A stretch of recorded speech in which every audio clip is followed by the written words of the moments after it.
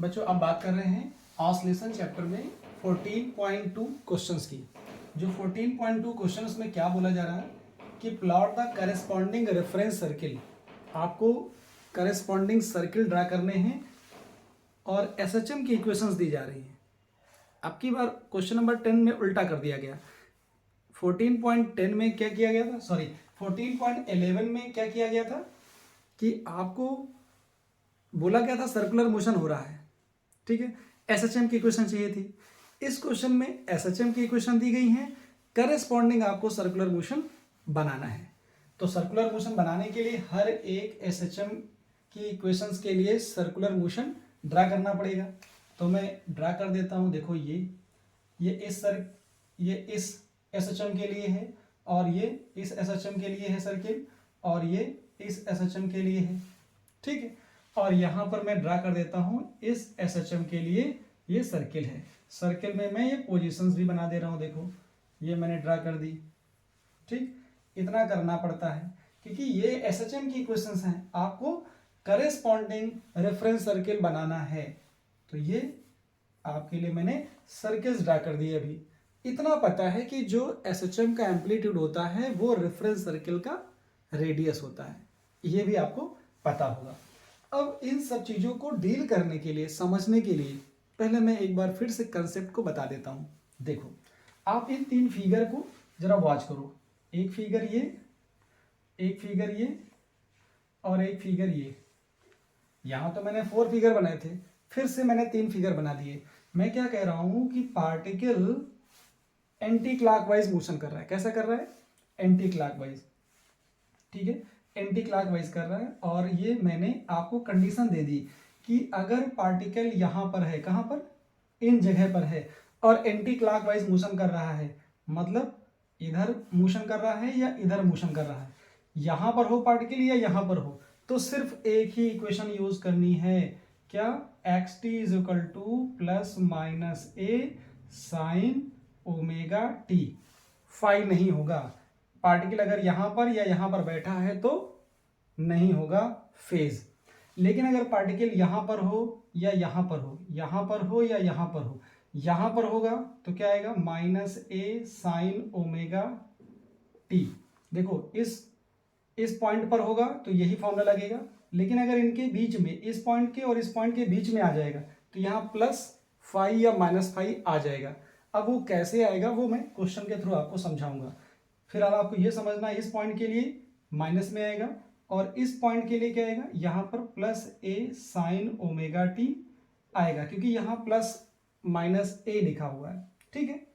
अगर पार्टिकल यहाँ पर बैठा हो, यहाँ बैठा हो, तब आपको कौन सा इक्वेशन यूज करना है? यूज करना है X T is equal to plus minus A cos omega T. Phase नहीं होगा, पार्टिकल यहाँ पर हो या यहाँ पर हो। मोशन कैसा है? Anti clockwise. अब ये वाले मोशन के लिए क्या होगा? इस वाले मोशन के लिए क्या होगा? इस वाले मोशन के लिए प्लस ए कॉस ओमेगा टी आएगा। इस वाले मोशन के लिए क्या आएगा? Minus A cos omega T आएगा। क्यों? क्योंकि जब यहाँ से इस पे आप प्रोजेक्शन ड्रा करोगे तो ये नेगेटिव होता है, जब यहाँ से ड्रा करते हो तो ये प्लस में होता है। इसीलिए इस पॉइंट पर एंटी क्लॉकवाइज मोशन के लिए प्लस में आएगा और यहाँ के लिए माइनस में। यहाँ पे मैंने क्या किया है, इसके लिए प्रोजेक्शन क्या आएगा? ये देखो माइनस ए आ रहा है, इसलिए माइनस ए लिखा। इस वाले के लिए प्रोजेक्शन अगर यहाँ ड्रा करोगे तो ये आएगा प्लस ए, इसीलिए इसमें प्लस ए साइन ओमेगा टी लिखा। लेकिन ध्यान रहे पार्टिकल यहाँ पर होना चाहिए या यहाँ होना चाहिए। अगर इनके बीच में आया तो फेज आएगा ही आएगा, क्योंकि जो एसएचएम की इक्वेशन दी जा रही है उनमें सब में फेज है। आपको ये समझ में आएगा। ये तो मैं कंसेप्ट बता रहा हूँ। क्या बता रहा हूँ? कंसेप्ट की आपको ये आता रहे कि आपको साइन कब यूज करना है, कॉस कब यूज करना है, ठीक है। और देखो ये एक केस ऐसा बनता है कि पार्टिकल यहाँ ना हो, पार्टिकल कहीं यहाँ हो। मोशन कैसा है? एंटी क्लॉकवाइज ही है। तो इसको हम दो तरह से लिख सकते हैं। मान लो थोड़ी देर के लिए ये पाई बाई 4 है, तब इक्वेशन क्या आएगी? यहां से लिखेंगे तो कॉस में लिखेंगे, यहां से लिखेंगे तो साइन में लिखेंगे। फिर मैं लिख रहा हूं इस पॉइंट के रिस्पेक्ट में लिख रहा हूं, किसके? ये मैं लिख रहा हूं क्यू के रिस्पेक्ट में, और ये है क्यू डैश के रिस्पेक्ट में।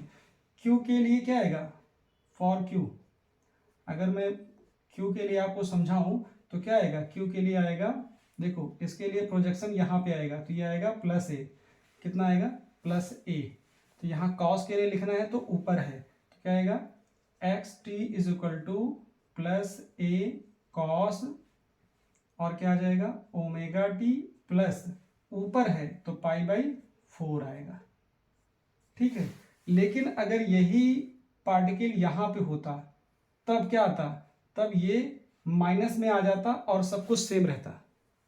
लेकिन अगर इसी इक्वेशन को मैं साइन के टर्म में लिखूं तो क्या ले सकता हूं, साइन के लिए इसके टर्म में लिखूंगा तो पार्टिकल तो देखो आगे जाना चाह रहा है, इस पॉइंट के लिए साइन में आता है फॉर क्यू डैश। अभी मैं क्वेश्चन पे नहीं आया हूं, अभी तो मैं सिर्फ आपको कंसेप्ट समझा रहा हूं। मैंने 5 मिनट इसलिए लिए कि आपको इन क्वेश्चंस का कंसेप्ट पता रहे।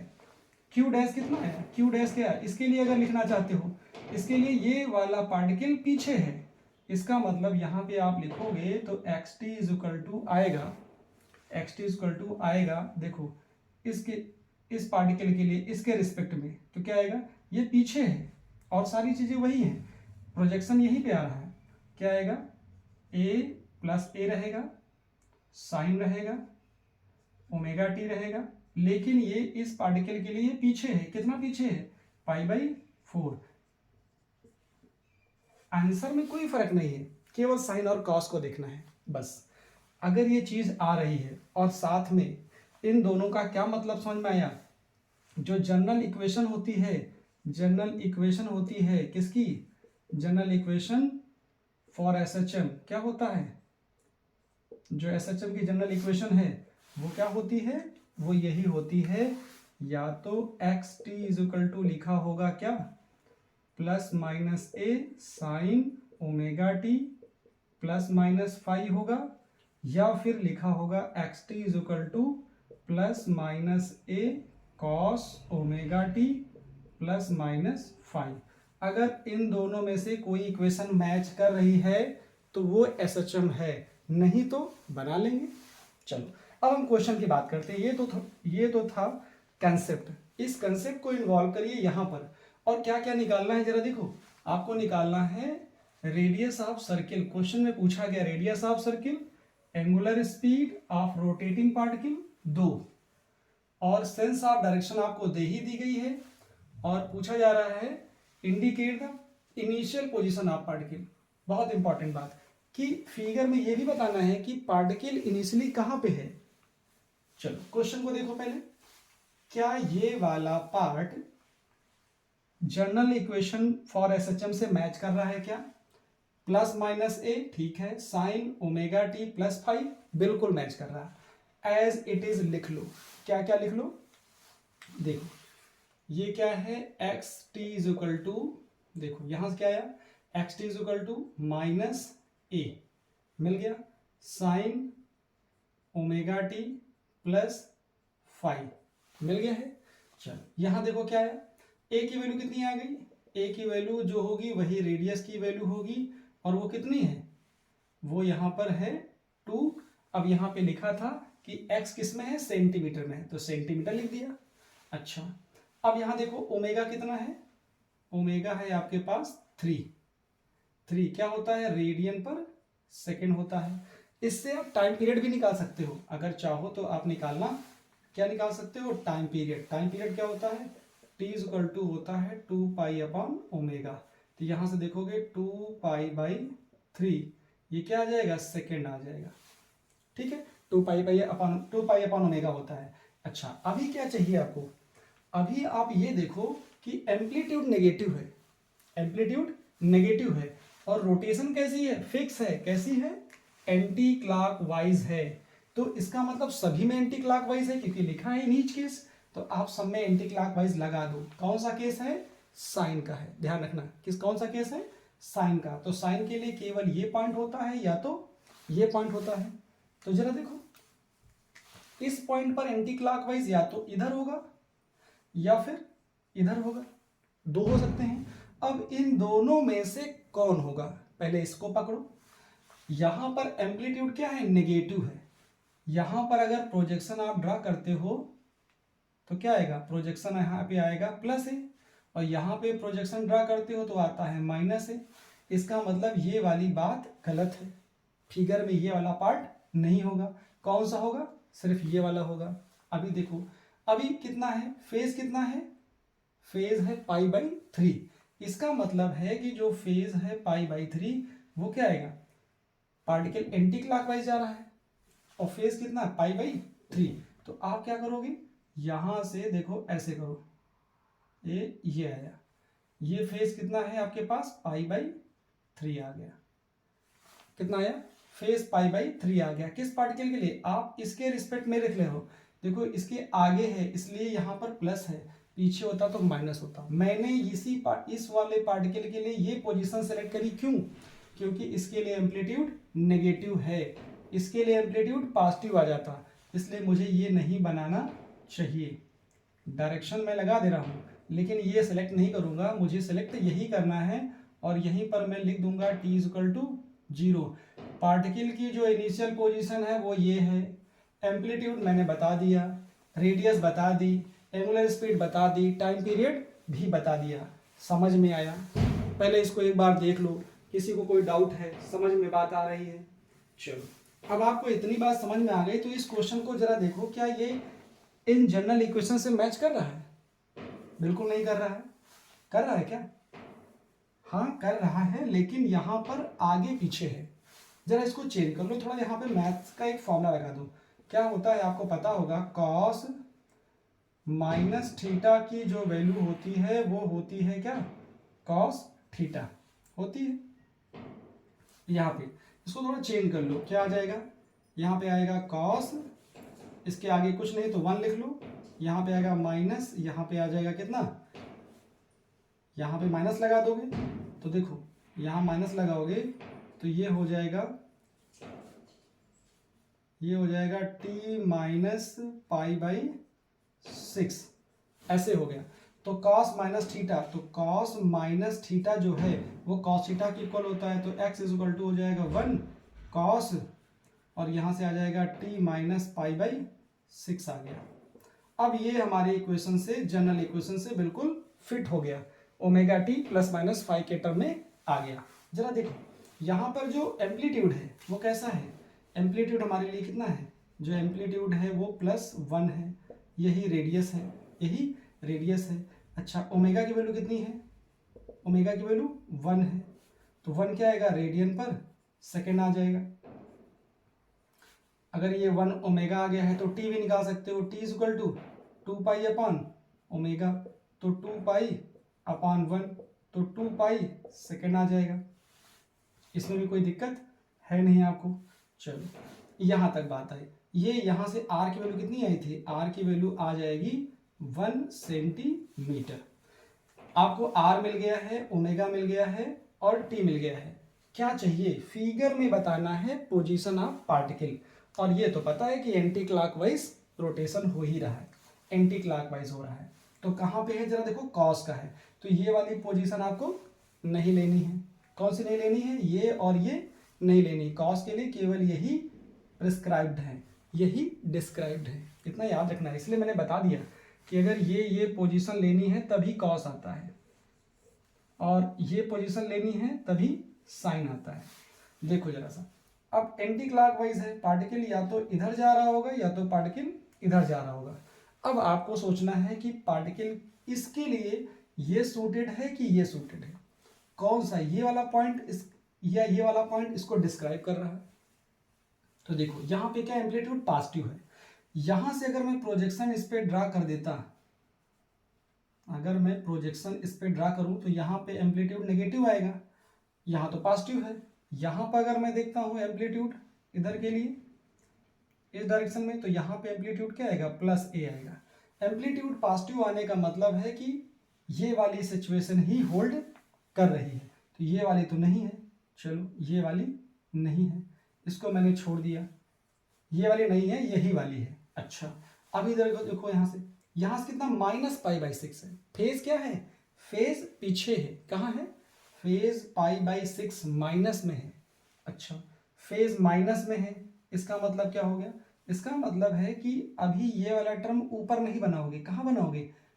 अगर फेज प्लस में होता तो कॉस में प्लस कर देते, लेकिन ये माइनस में है, तो इसका मतलब है कि पार्टिकल कहीं यहां पर है, क्योंकि मैंने बोला है ना यहां पे होगा तो फेज जीरो होगा।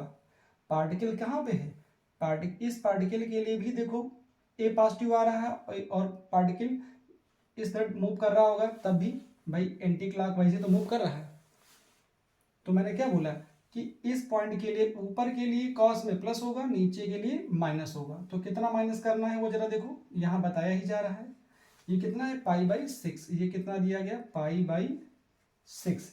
तो इसके लिए जो इक्वेशन आई है वो ये आई है। इसका मतलब इस जगह पे मैं ले सकता हूँ P T is equal to 0। तो पार्टिकल की पोजीशन ये है, पार्टिकल एंटी क्लॉकवाइज घूम रहा है और एम्पलीट्यूड 1 सेंटीमीटर, टाइम पीरियड 2 पाई सेकेंड, और एंगुलर जो वेलोसिटी है, एंगुलर स्पीड है 1 रेडियन पर सेकेंड। इस तरह से आपको ये दो समझ में आ गए। जरा तीसरे के बारे में बात करिए। दो मैंने आपको एक्सप्लेन कर दिए, तीसरे के बारे में बात करिए। तीसरा क्या कह रहा है आपसे? देखो तीसरा यहाँ पे कह रहा है साइन के बारे में। कहाँ पे है? साइन के बारे में। तो इस वाले में जरा इसके साथ कंपेयर करो। साइन का है तो इसका मतलब आपको या तो ये पॉइंट लेना है या तो ये पॉइंट लेना है। तो यहाँ इससे जरा कंपेयर करके देखोगे तो ये तो होता है ए, तो ए की जो वैल्यू होगी वो आर की इक्वल होगी और 3 सेंटीमीटर हो जाएगा। ओमेगा की वैल्यू ये आ जाएगी। ओमेगा की वैल्यू कितनी आई? 2 पाई रेडियन पर सेकेंड आ जाएगा। क्लियर हुआ? अच्छा, यहाँ से टी निकालेंगे तो T is equal to 2 pi upon omega आएगा। तो 2 pi upon 2 pi is equal to 1 second आ गया। चलिए ये भी सही है। यहाँ जो फेज है वो कितना है जरा देखो। फेज कितना है? यहाँ प्लस पाई बाई 4 है। क्या है? प्लस पाई बाई 4 है। मोशन एंटी क्लॉकवाइज है। कैसा है? Anti clockwise. या तो ये इधर पार्टिकल जा रहा होगा या तो पार्टिकल इधर जा रहा होगा। अब आप ये सोचो कि एम्पलीट्यूड यहां पर पॉजिटिव आएगा कि यहां पे आएगा? यहां से प्रोजेक्शन ड्रा करेंगे इस पर तो पॉजिटिव आ जाएगा, प्लस ए। यहां से करेंगे तो माइनस ए आ जाएगा। इसका मतलब है कि ये वाला प्रोजेक्शन आपको नहीं लेना है, क्योंकि यहां तो एम्पलीट्यूड पॉजिटिव है तो पॉजिटिव वाला लेंगे, ये लेंगे। अब जरा देखो यहाँ पे क्या है? प्लस है। कितना है? Plus pi by 4। साइन के लिए क्या होगा? इधर होगा तो प्लस होगा और पीछे होगा तो माइनस। तो इसको हम ऐसे कर देंगे। पार्टिकल की पोजीशन यहाँ P T is equal to 0 पे है और ये एंगल कितना है? ये है पाई बाई 4। आपको समझ में धीरे धीरे आने लगा होगा, लेकिन ये सारी चीज़ें आपको आती रहें। फिर मैंने बताया है कि ये देखना है आपको, यहाँ पार्टिकल है तो कॉस, ये देखो कॉस के लिए, ऊपर नीचे है तो साइन, बीच में कहीं होगा तो साइन या कॉस दोनों में से किसी में लिखिए, लेकिन फेज के साथ लिखिए। एक फिगर आपके पास और है, ये इसमें जरा कंपेयर करो। ये क्या है? ये भी इसका फॉर्मेट ही तो है, x equal to A cos omega T plus 5। यहाँ पे नहीं लिखा है तो इसको ऐसे लिख लो आप, 2 कॉस पाई टी प्लस 0 लिख लो। कंपेयर करोगे तो क्या आएगा? कंपेयर करोगे तो a is equal to R is equal to 2 centimetre आएगा और ओमेगा की वैल्यू कितनी आएगी? ओमेगा की वैल्यू पाई आ जाएगी, pi radian per second. T कितना आएगा? T is equal to 2 pi upon T आएगा, सॉरी ओमेगा आएगा। तो 2 पाई अपॉन पाई ये आ जाएगा 2 सेकेंड, यहां से आ जाएगा 2 सेकेंड आ गया। क्लियर? अभी आपको क्या चाहिए? ये तो पता है कि ये फंक्शन कॉस का है, तो कॉस के लिए या तो ये डिसाइडेड है या तो ये, दो ही चीजें प्रिस्क्राइब्ड है, या तो ये पॉइंट या तो ये पॉइंट, लेकिन है एंटी क्लॉकवाइज तो ऐसे लगेगा। अब ये आप सोचो कि ये लेना है कि ये लेना है, ये लेना है कि ये लेना है। तो एम्पलीट्यूड पे जाओ। एम्पलीट्यूड कैसा है? पॉजिटिव है। यहां पर एम्पलीट्यूड आपको नेगेटिव मिलेगा इस डायरेक्शन में, यहाँ माइनस ए मिलेगा, यहाँ से प्लस ए मिलेगा। इसका मतलब है ये वाला तो नहीं होगा, हटा दिया मैंने, सिर्फ यही होगा। ठीक है? और फेज कितना है? जीरो है। जीरो फेज के लिए पार्टिकल यहाँ बीच में कहीं एग्जिस्ट कर ही नहीं सकता। कहाँ करेगा? इस जगह पर ही करेगा। ठीक है, अब आपको ये भी बनाने की जरूरत नहीं है, सिर्फ यहाँ लिख दीजिए P T is equal to zero. सिर्फ आप ये बना सकते हो बनाना चाहो तो। ठीक है, यहाँ पर इसकी रेडियस कितनी हो गई है? 2 सेंटीमीटर ले सकते हो। ठीक, रेडियस आप सब में लिख देना। एंगुलर वेलोसिटी देखिए साइड में रेडियस, यहाँ पे लिखा जाता है रेडियस और time period. Radius time period हर एक फिगर में लिखा रहता है। जब आप 14.11 को देख रहे होंगे तो जब उसमें सर्कुलर मोशन बनाया गया था तो उस फिगर में मैं आपको भी दिखा भी देता हूँ। देखो मेरे पास जो NCERT है, इस फिगर में जो 11 पॉइंट है, जो ये 11 पॉइंट आप देख रहे हो, सॉरी 14.11, इस फिगर में आपको टी और रेडियस मेंशन करके दिया गया है। इसलिए जब भी आप सर्कुलर मोशन बनाओ तो टी और रेडियस मेंशन करके आपको देना होता है। तो बस जनरल इक्वेशन पे आप कमांड कर लीजिए, आपको ऐसे क्वेश्चन आसान लगेंगे। मिलते हैं नेक्स्ट वीडियो में।